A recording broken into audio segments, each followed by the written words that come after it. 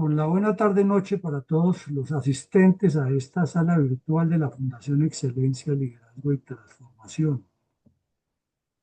Hoy viernes 11 de julio, terminando esta segunda semana del mes de julio, queremos traer al recuento y al análisis con el propósito que siempre nos fijamos de coadyuvar en la estructuración de estadistas con visión de estrategas, un análisis histórico-político de lo que fue la reforma constitucional de 1936. Este es un hecho supremamente trascendental en la vida política colombiana. Y si un dirigente político aspira a gobernar o a legislar y no sabe qué pasó en 1936 en Colombia, ni cómo ni por qué ocurrieron los hechos, le diríamos que está completamente equivocado y que está como en la propaganda de la vivienda en el lugar que no le corresponde, porque no sabe lo que pasa en el país, no entiende la dinámica política. Resulta que en el año de 1936 se cumplían 50 años de estar en vigencia la Constitución del año 86, la de 1886, que como ya la hemos visto en anteriores conversatorios, era una constitución de corte conservador en todos los sentidos, no solo de la ideología del Partido Conservador, sino muy conservadora y dicho en términos muy coloquiales, muy chapada a la antigua y con muchos vicios aún coloniales. Pero Colombia y el mundo, y por ende Colombia no era la excepción en el planeta, estaban surtiendo una serie de cambios que demandaban reacciones. Y el Partido Conservador, luego de gobernar 45 años, llegó a lo que el señor Peter Drucker llama en sus libros de análisis el máximo nivel de incompetencia. Y en el año de 1930 perdieron las elecciones después de 45 años de errores y desaciertos, de ser los responsables de la pérdida del Canal de Panamá, del Istmo de Panamá, de la Guerra Civil de los Mil Días, y en contraste, pues habían tenido otras cosas como la creación del Banco de la República, eh, un importante desarrollo, especialmente ferroviario, muy impulsado por el general Rafael Reyes, y un inicio grande que hubo de carreteras que ayudaron a desembotellar mucho el país. Pero éramos en síntesis un país muy parroquial, ya veremos ahora en el desarrollo de las cosas lo que ocurrió. Y el comunismo estaba en el mundo creciendo y estaba presionando a varios actores y factores. De remate, Colombia se había embarcado en una guerra internacional en el año de 1932, que fue el conflicto con el Perú, que le trajo un montón de enseñanzas en todos los órdenes de defensa nacional, de desarrollo, de hacienda pública, de movilización nacional, de organización y doctrina de las fuerzas militares, de reestructuración de los sistemas antiguos para ir buscando unas metodologías modernas, ya que el mundo estaba en el periodo de entreguerras. Pues ya Colombia necesitaba tener ametralladoras, aviones que hicieran mejores acciones de combate, oficiales mejor preparados en el Estado Mayor, ya había mucho manejo litográfico y estaba pasando al archivo todos los documentos que se hacían a mano antes. Estaba el país en una evolución total, por ende esa reforma fue vista por algunos como una transformación y por otros como un ataque directo a la Constitución del 96 y a y los ideales cristiano políticos que habían gobernado a Colombia. Ahí comienza la importancia porque es que esa es una de las fuentes de origen de nuestros actuales conflictos. Y se van a cumplir 100 años, ya, ya prácticamente en 10 años, cumplimos 100 años de esa reforma constitucional y la mayoría de los colombianos no sabemos que nuestra vida política, social y económica tuvo una transformación, un salto cualitativo en ese momento del cual estamos todavía pagando las consecuencias. Entonces, comencemos por decir que eh, para muchos defensores de esa reforma constitucional representa un cambio importante en la historia constitucional de Colombia, porque sentó las bases para un Estado más moderno, intervencionista y preocupado por el desarrollo social. No es que los anteriores gobiernos no lo han hecho, porque Simón Bolívar fue el primer preocupado por el desarrollo social. El problema es que, como lo hemos visto aquí, unas élites de mejor familia, de mejor hablados, de doctores, de corbata, en todas las ciudades principales, se apropiaron del control del país. Y, por ejemplo, a la costa atlántica llegaron, especialmente desde mediados del siglo XIX en adelante, una gran cantidad de inmigrantes extranjeros, italianos, franceses, eh, árabes, turcos, como les decían, y otros. Y con ocasión de la Primera Guerra Mundial que perdió Alemania, hubo un gran éxodo de alemanes. Entonces, los alemanes vinieron con una mentalidad muy parecida a la que llegaron los cuaqueros a Estados Unidos, que fue crear empresas. Y crearon muchas empresas y mejoraron el comercio y abrieron a Colombia las puertas del mundo. Y, por ejemplo, los medicamentos Bayer se convirtieron en medicamentos de primera necesidad, para los campesinos, para las personas que trabajaban en veterinaria, para las personas que cuidaban los animales. Por ende, hubo una transformación, un salto cualitativo. Y los campesinos por primera vez tuvieron acceso a libros, a documentos de medicina veterinaria alemana. Y eso significa, aunque parezca una cosa muy tenue, significa un cambio, porque entonces ya los invitaba a que aprendieran a leer.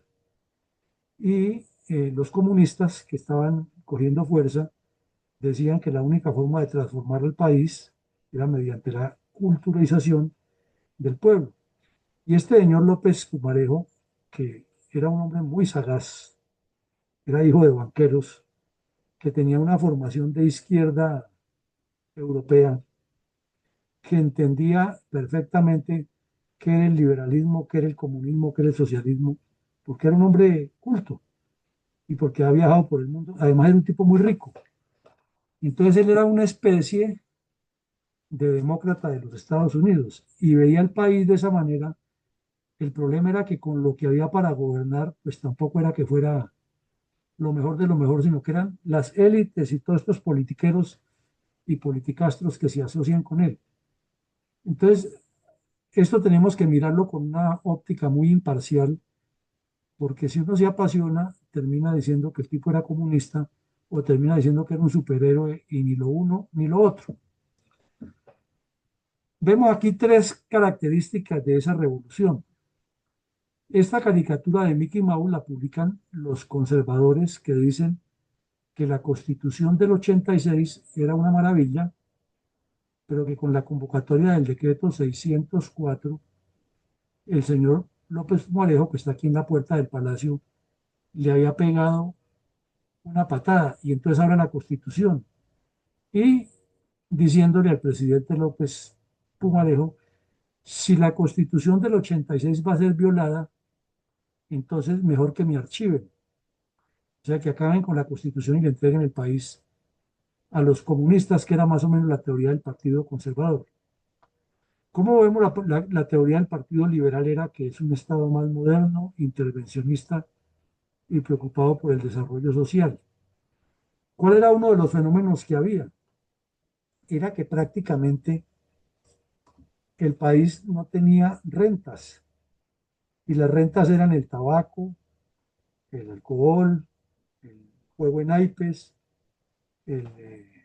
o los juegos de azar, eh, las aduanas, los, los pagos de transporte en ferrocarril y muy pocos otros impuestos que han sido heredados de la colonia.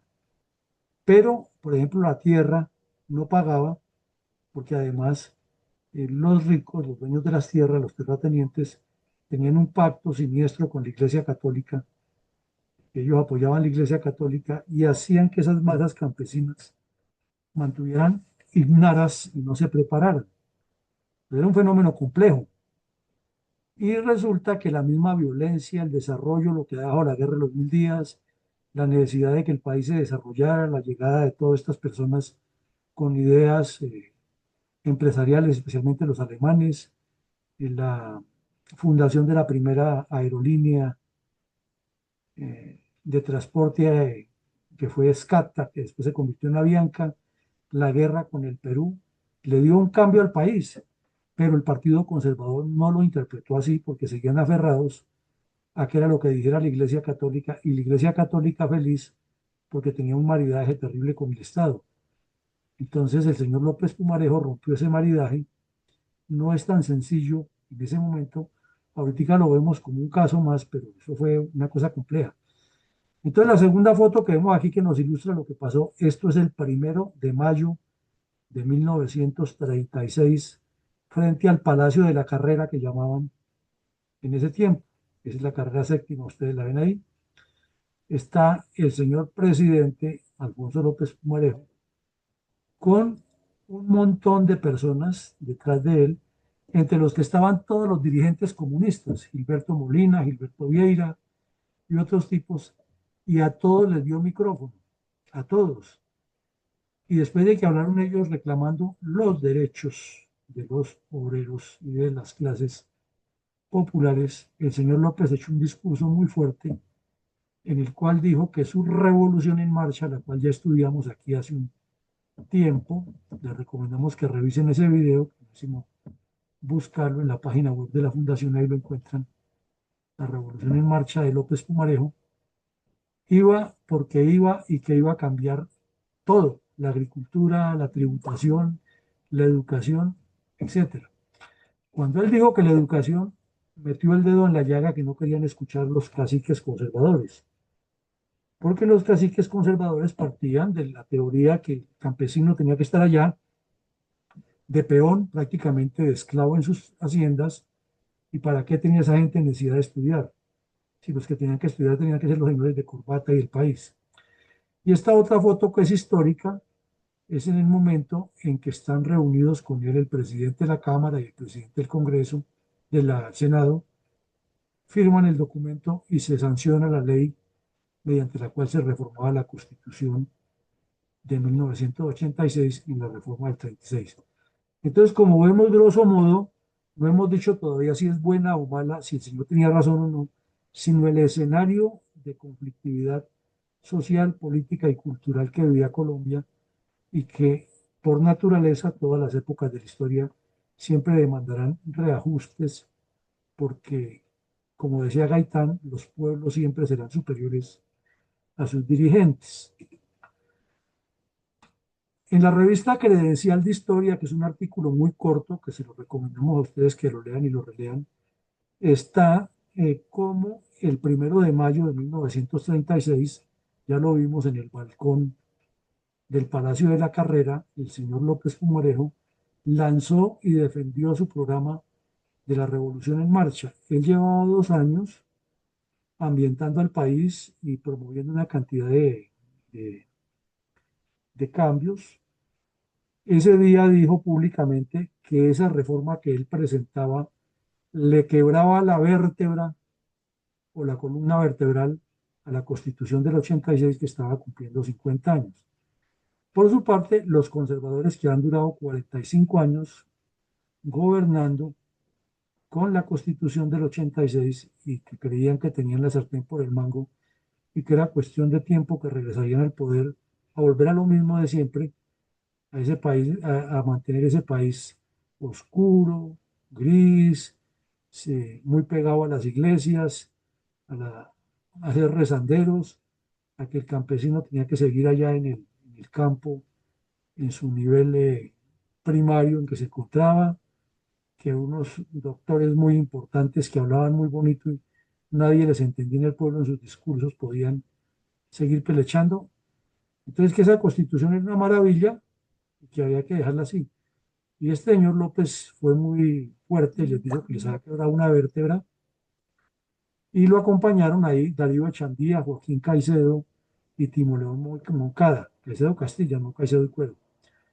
Luego explicó algo que dejó atónito al auditorio cuando dijo que el cambio del poder político o del color político en los funcionarios públicos no es una revolución, sino una necesidad, que el funcionario público está es para servirle a la sociedad, no a un partido o a un cacique, y que es tan ciudadano el señor más encopetado como el ciudadano o la persona del estrato más bajo. En ese momento éramos un país muy chapado a la antigua y decir eso, máxime que los comunistas eran los que abrazaban esas ideas, pues inmediatamente lo matriculaban al señor López Miquelsen, López Pumarejo, que ya lo dijimos, no era ninguna pera en dulce, pero era muy sagaz, muy inteligente, y luego metió otra baza. Es que ese discurso fue muy fuerte, por eso les recomendamos que lo busquen en internet, que se encuentre y lo lean muy despacio, porque es que el señor Petro utiliza muchos de esos argumentos para llevarlos a su interés particular. Y dijo que un movimiento, que es lo que estaba proponiendo con la Revolución en Marcha, era un movimiento político constitucional dirigido a modificar radicalmente, oigan la palabra, radicalmente, las bases y organización del Estado. O sea, con eso estaba diciendo que lo que venía funcionando no era correcto según él y que había que hacer un nuevo Estado.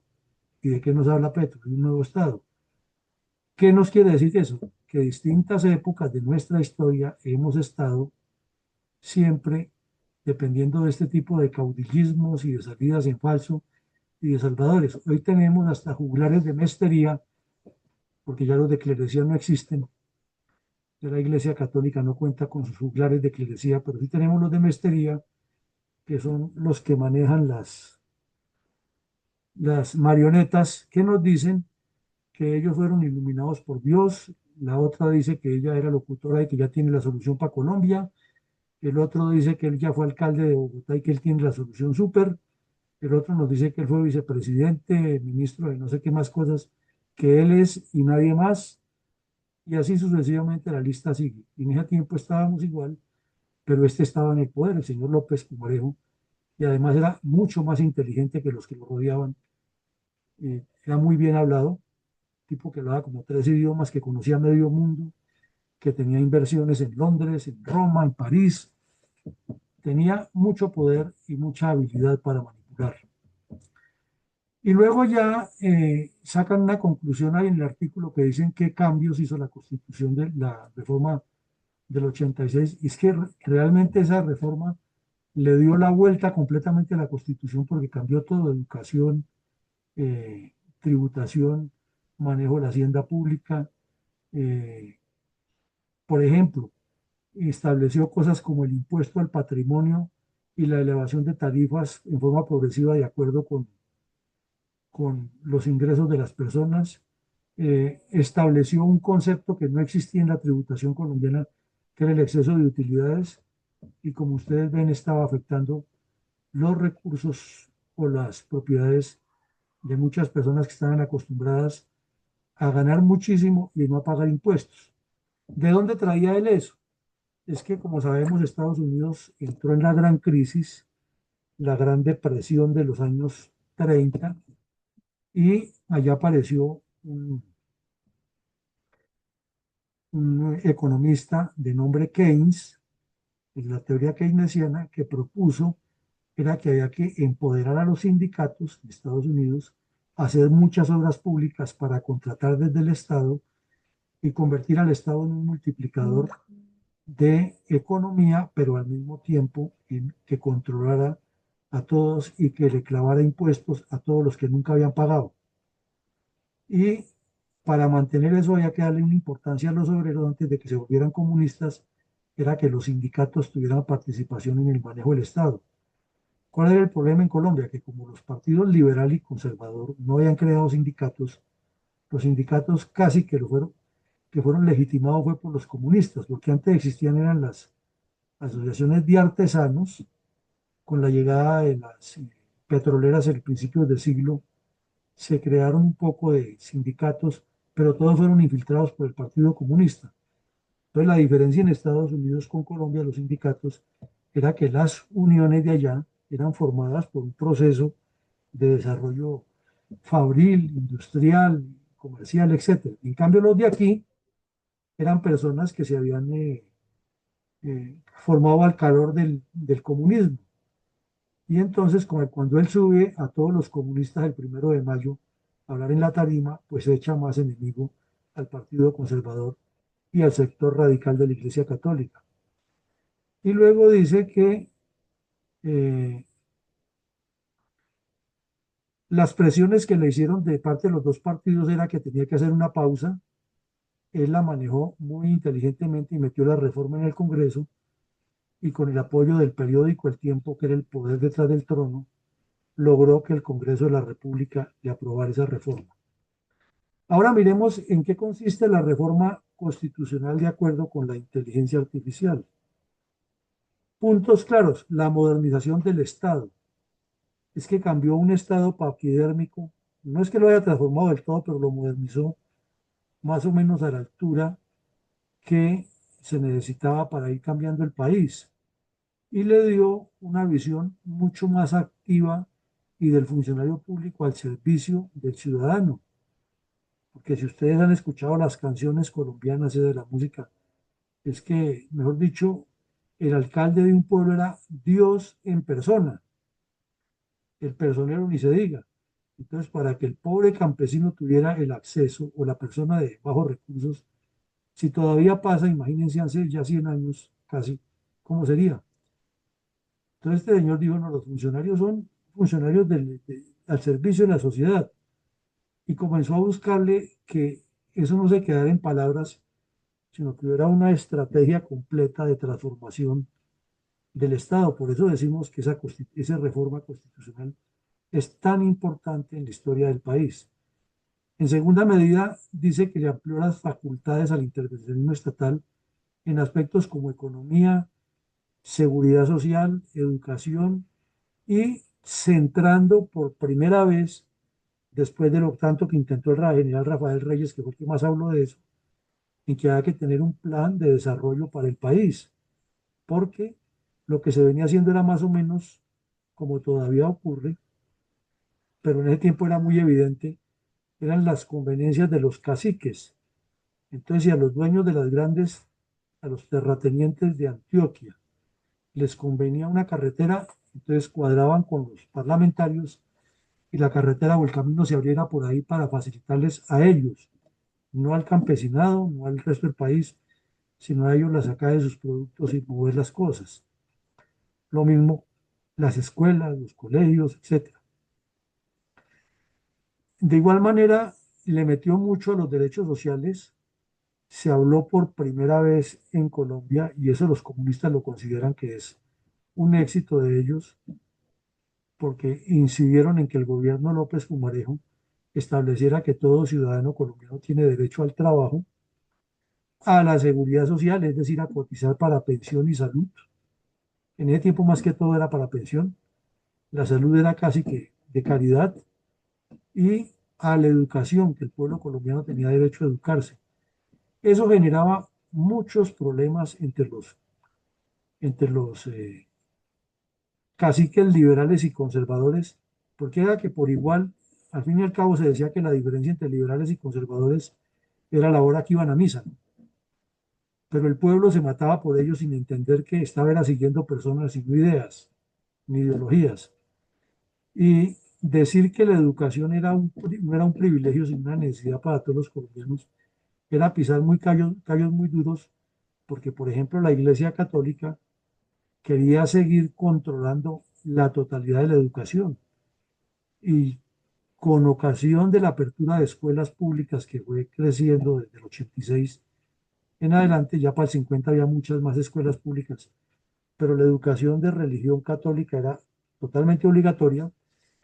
Inclusive casi todos los colegios tenían un capellán, y la Iglesia Católica no quería soltar esa ubre, porque era que de ahí ellos eran los que dirigían todos los centros educativos, y entonces las personas de medianos recursos pues decían que no iban a mandar a sus hijos a escuela pública donde los maestros no eran tan idóneos o supuestamente no eran tan idóneos. En cambio, las maestras o las monjitas de los colegios como la Presentación y el Sagrado Corazón y otros, o el colegio Champañá de los varones eran lo mejor, entonces hay que mandarlos allá y a La Salle. Pero pues la gente del común no tenía para eso y tenía el derecho a educarse.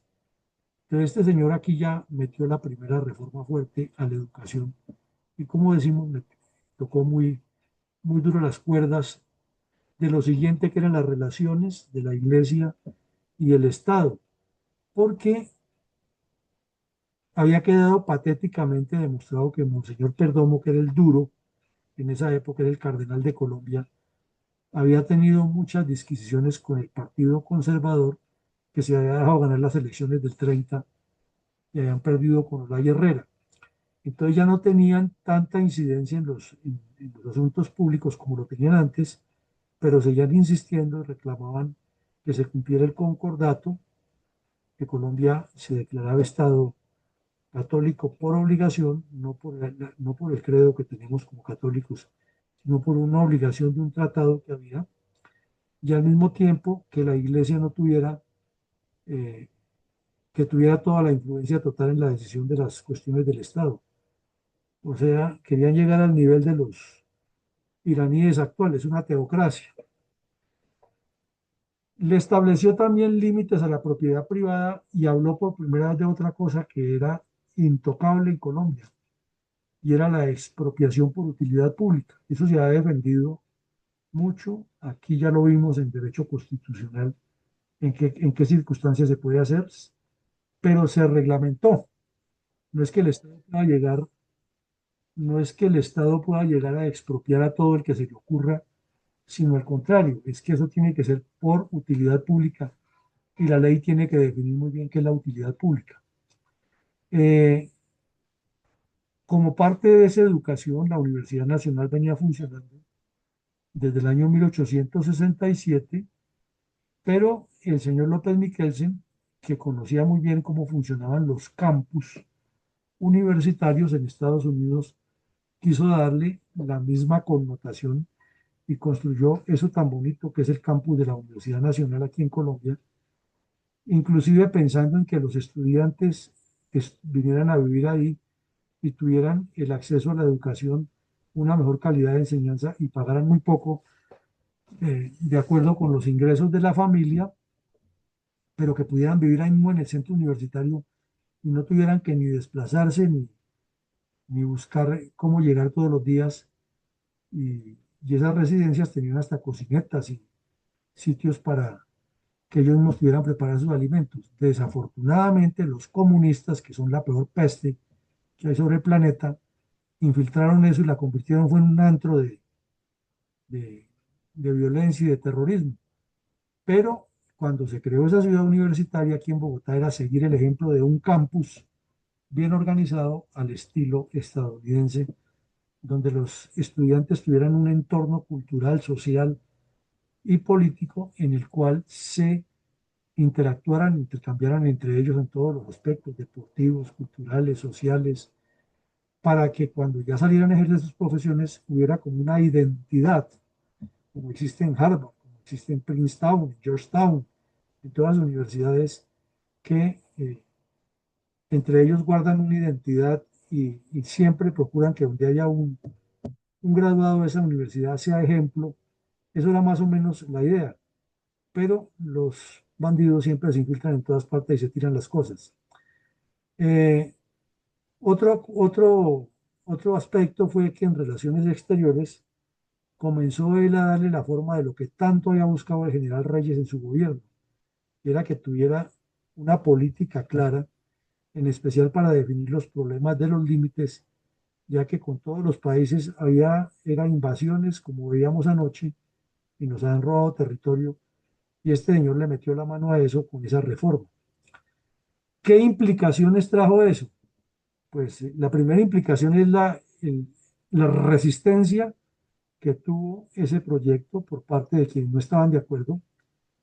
Y no eran solamente los conservadores, eran también gente del Partido Liberal que, como decimos ahora, se diferenciaban de los otros, era por la hora en que iban a misa, pero seguían pensando que Colombia debía mantenerse en ese mismo esquema que ya Bolívar lo había dicho un siglo antes, cuando dijo que estaba perdida por varias generaciones por una casta que se creía aristocráticamente superior al país.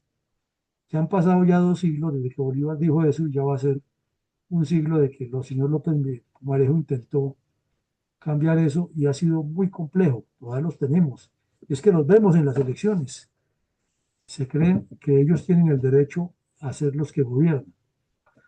La modernización económica entonces fue una implicación, una consecuencia, porque le dio un paso importante a que el país se industrializara un poco. Como decíamos, la llegada de todas estas gentes y otras partes también fue generando la dinámica.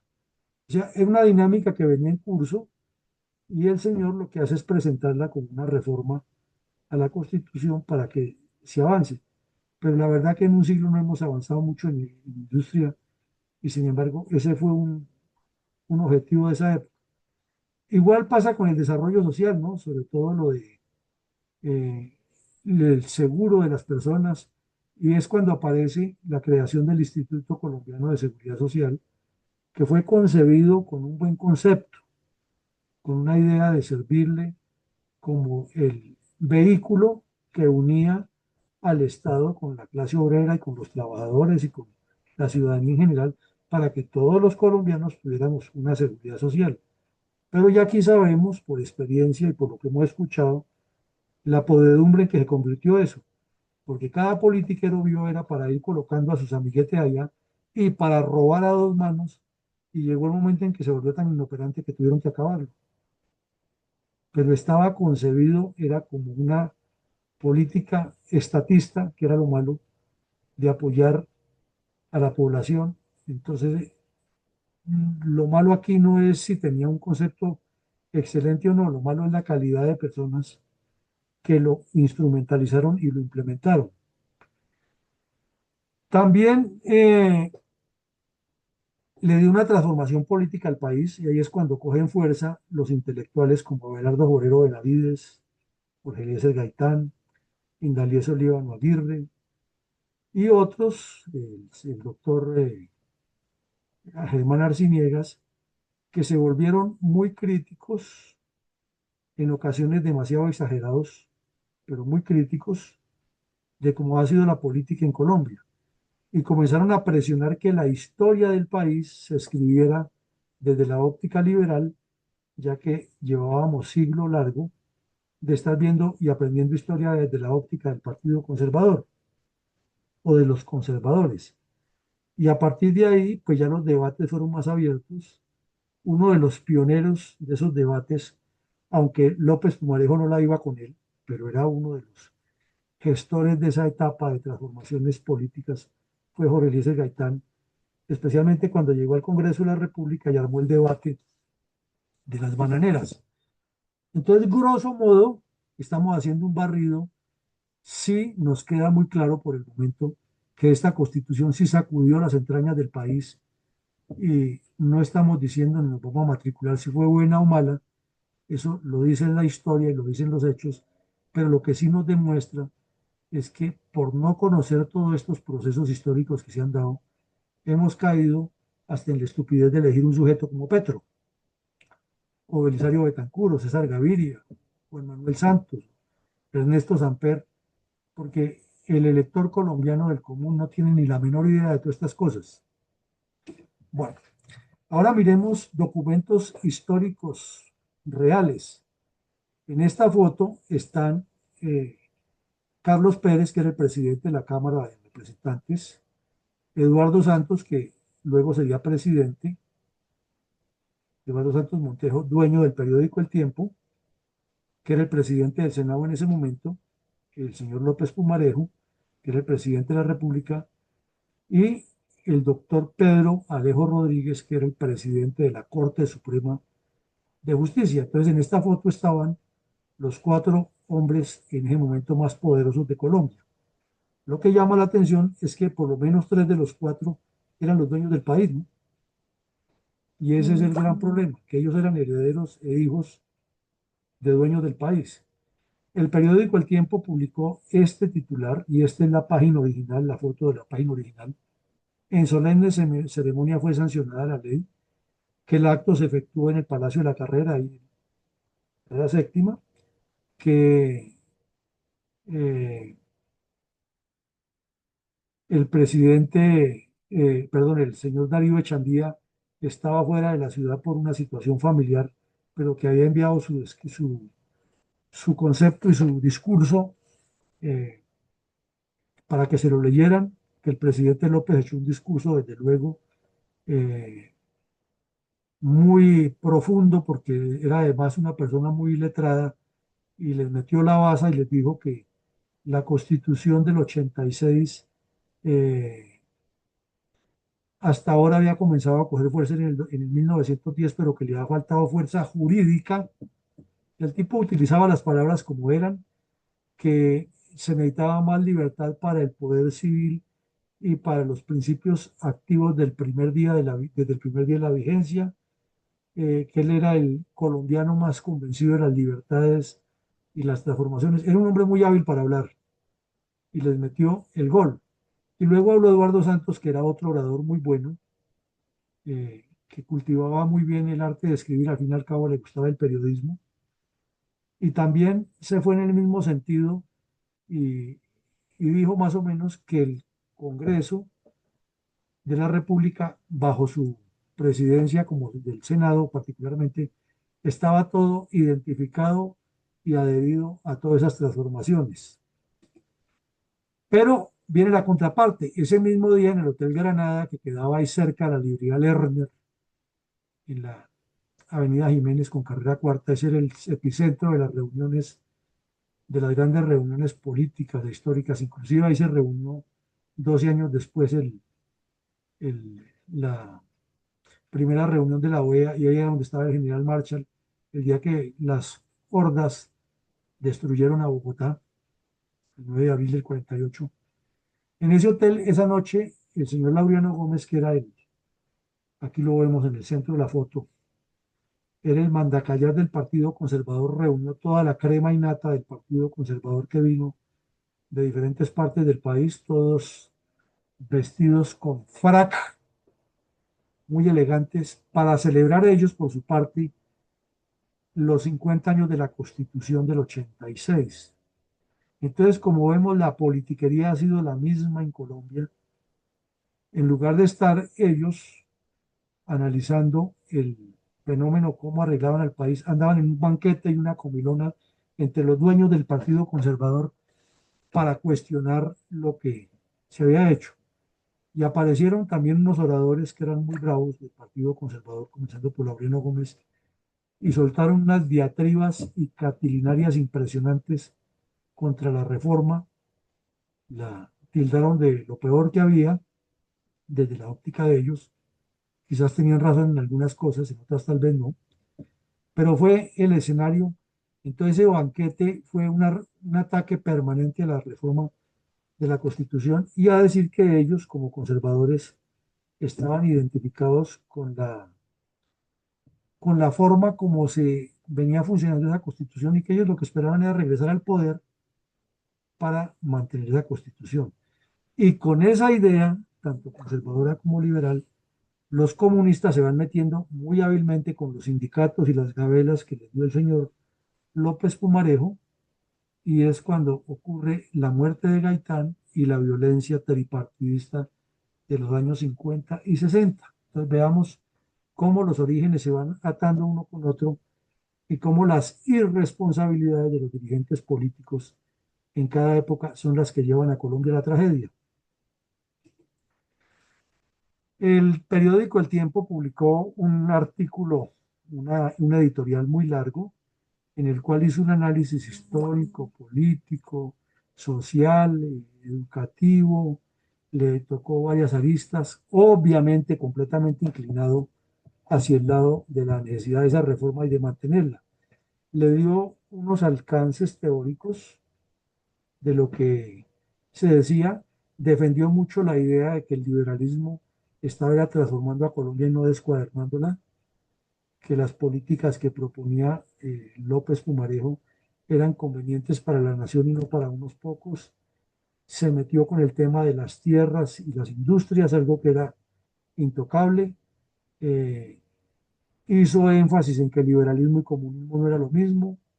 O sea, trató de defender de todas las maneras posibles las teorías que quería traer el señor López de Estados Unidos, pero que aquí teníamos otra realidad que tampoco la quiso reconocer en ese momento el periódico El Tiempo. ¿Quién dijo miedo después del banquete conservador y de los discursos atronadores del señor Laureano Gómez en Bogotá? Hubo al otro día una cantidad de hechos violentos en Medellín que terminó con 4 muertos y más de 20 heridos graves en unos enfrentamientos de unas turbas en las calles de Medellín, porque los dirigentes conservadores invitaron al pueblo a salir ya que se estaba destruyendo la tradición colombiana, el, se estaba cambiando la religión católica por el comunismo, que López Pumarejo no era liberal sino comunista. Entonces, seguramente tenían razón en algunas cosas, en otras no, probablemente sí, pero el punto es que la gente salió como loquitos, utilizados y manipulados, y hubo una locura en Medellín ese día. Y los oradores conservadores que se subieron a la tarima a hablar incendiaron a esa gente, la motivaron y de ahí salieron a enfrentarse. Y los liberales, que no eran ninguna peritas en dulce, que también estaban dispuestos a hacerse matar estúpidamente como los otros, se agarraron ahí. Hubo tiros en el tiroteo que ha herido este señor, que es el doctor Canuto Toro, que ha sido eh, un político importante ahí en la ciudad de Medellín, exalcalde de la ciudad. Fueron días muy agrios para Colombia como producto de eso. Además, aquí alcanzamos a ver el título, era que en esos días estaba la guerra española en todo su apogeo, la guerra civil española, y aquí a Colombia llegaban las noticias a diario, y ya por los cables, por los teletipos, llegaban todas las noticias y los medios de comunicación las publicaban y las emisoras las reproducían, depende del color que tuvieran. Si era una emisora liberal, estaba a favor de los republicanos, que eran en el caso de los comunistas eh, españoles, y si no, estaba a favor de las tropas del general Franco. La guerra estaba en su peor apogeo. Hitler apoyaba por debajo de la mesa a las fuerzas de Franco, obvio con el interés de después extender su poder hasta Madrid y la península ibérica, y entre tanto los comunistas del mundo, desde la Unión Soviética, enviaban voluntarios a combatir y era una cosa frontal. Entonces aquí en Colombia se tomaba ese mismo discurso por parte del señor Laureano Gómez, especialmente que se declaró seguidor del rey, del Tercer Reich, y ellos apoyaban a las fuerzas nacionalistas o las ideas de las fuerzas nacionalistas del general Franco, conservadores. Y el señor López Mique Pumarejo, muy hábil, porque él tampoco era proamericano, pero vio que esa era la forma de sacarse el clavo y se declaró cercano a Estados Unidos, ya que él estaba aplicando aquí la teoría del New Deal. Entonces, otra enseñanza que nos queda ahí, como ven ustedes, los politiqueros colombianos se acomodan es a sus intereses y no han tenido nunca una claridad ideológica para guiar al país, sino cómo tratan de unir una cosa con la otra para sacar ventajas. Ahora sí entendemos por qué el señor Petro utiliza lo que sea para salirse con la suya, y los que dicen que quiere que se vaya también utilizan un poco de argucias, y el pueblo siempre manipulado, hoy incluidas las reservas de las fuerzas militares y de policía.